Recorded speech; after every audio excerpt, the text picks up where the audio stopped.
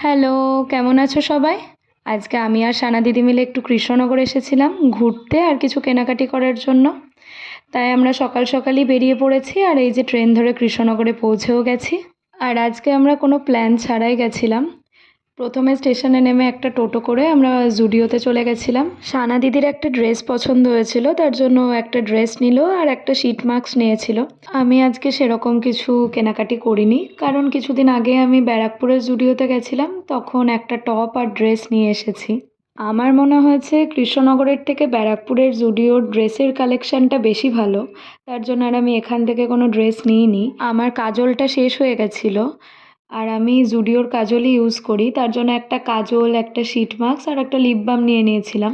দুপুরও হয়ে গেছিলো আর আমাদের খুব খিদেও পেয়ে গেছিলো, তার জন্য আমরা লাঞ্চ করার জন্য মাদারসাটে চলে গেছিলাম। লাঞ্চ কমপ্লিট করে আমরা তাড়াতাড়ি বেরিয়ে পড়েছিলাম, কারণ বিকেলে আমার ডান্স ক্লাস করানোর ছিল, তাই 4টের মধ্যে আমাকে বাড়ি ফিরতে হতো। আজকের ব্লগটা আমি এখানেই শেষ করছি। কেমন লাগলো সবাই জানিও। টাটা।